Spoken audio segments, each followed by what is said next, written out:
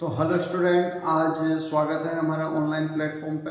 आज हम 10th class का फर्स्ट चैप्टर पढ़ेंगे जिसका नाम है वास्तविक संख्या। वास्तविक संख्या को रियल नंबर भी कहते हैं। और आज हम इसमें पढ़ेंगे वास्तविक संख्या में एचसीएफ, एलसीएम और परिमेय संख्या। एलसीएम की फुल फॉर्म देखते हैं। एलसीएम की फुल फॉर्म क्या होती है? लीस्ट कॉमन मल्टीपल, लघुत्तम समापवर्ती, जिसे कहते हैं लघुत्तम समापवर्ती, हिंदी में जिसे अपन लघुत्तम समापवर्ती कहते हैं। ठीक है।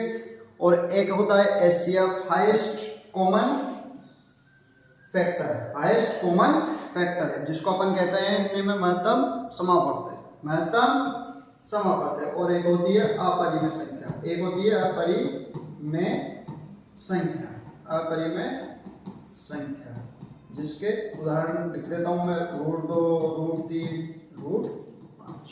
ठीक है, ये होती है अपरिमेय संख्या। ठीक है, तो आइए क्वेश्चन देखते हैं। सबसे पहला क्वेश्चन, यूक्लिड डिवीजन का उपयोग करके इसका एचसीएफ ज्ञात कीजिए। इसका एचसीएफ ज्ञात कीजिए, यानी महत्तम समापवर्ती अपन को ज्ञात करना है, यानी हाईएस्ट कॉमन फैक्टर ज्ञात करना है।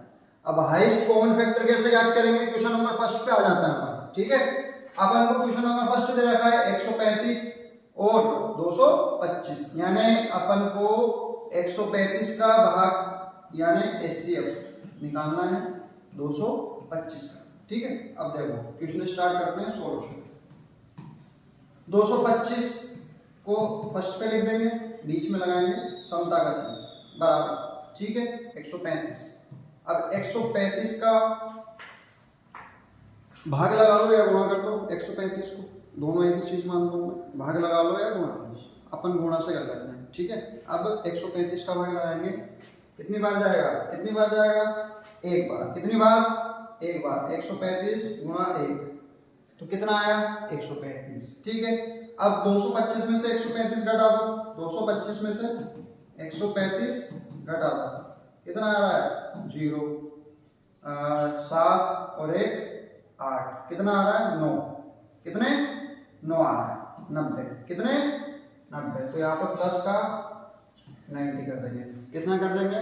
प्लस का 90। ठीक है, यहाँ तक समझ में आया? चलो आगे बढ़ते हैं। अब देखिए, वापस इसको आगे ले लेंगे और 135 को आगे लिखा अपन ने, और किसका भाग लगाएंगे? जो सबसे पीछे वाली संख्या रहती है उसका भाग लगाएंगे 90।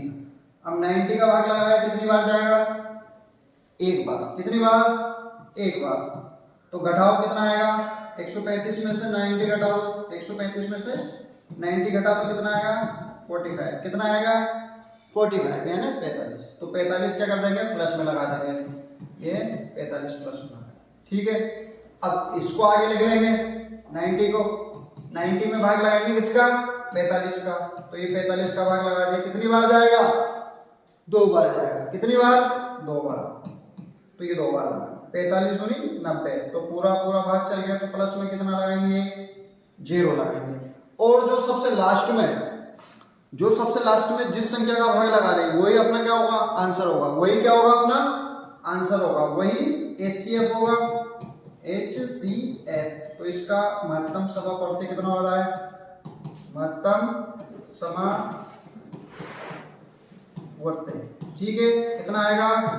कितना आ रहा है? 45 आ रहा है। तो इसका पहले का आंसर 45 आ रहा है। तो आगे वाला क्वेश्चन देखते हैं। देखिए,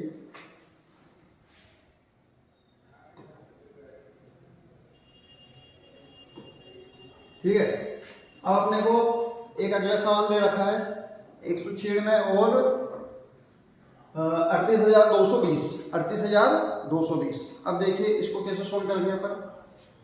सबसे पहले अपन वही जो पुराना तरीका काम में लिया था अपन ने, पिछले वाले सवाल में काम में लिया था, तो उसी को क्या करेंगे? वैसे ही सोल्व करेंगे। ठीक है ना, वही भाग लगाना है ना। तो इसमें किसका भाग लगाएंगे? 196 का। कितने का? 196 का। तो सबसे पहले इस संख्या को आगे लिख लेंगे 38,220, और भाग किसका लगाना है? 196 का। किसका? 196 का। अब पूरी बार भाग कितनी बार जाएगा? भाग कितनी बार जाएगा? इसको गुणा कर लो या भाग दे लो। ठीक है ना, गुणा करके भाग दे लेते हैं अपन। ठीक है, तो कितनी बार जा रहा है? तो गुणा का चिन्ह लगाते हैं 195 बार पूरी बार भाग जा रहा है, ठीक है ना। प्लस का कुछ भी नहीं बचा तो क्या करेंगे, जीरो। कितना, जीरो। अगर ऐसे समझ में नहीं आ रहा तो क्या करेंगे अपन, इधर गुणा कर लो 190 और 195, ठीक है, गुणा कर लेते हैं। 5 अंक 30, 3 5 9 45 और 1 48, 4 5 अंक 5 5 और 4 9 गुणा 9 5 45 9 चुके 54, 5 आसन के 9 9 81 81 और 5 86 8 9 1 9 और 8 कितना होता है, 9 और 8 कितना होगा, 17। कितना, 17, ठीक है, गुणा का 6 6 का 6 उतार दो, 9 1 9 1 1 0 8 और 4 22 12 1 12 और 10 22 22 का 2 हासिल का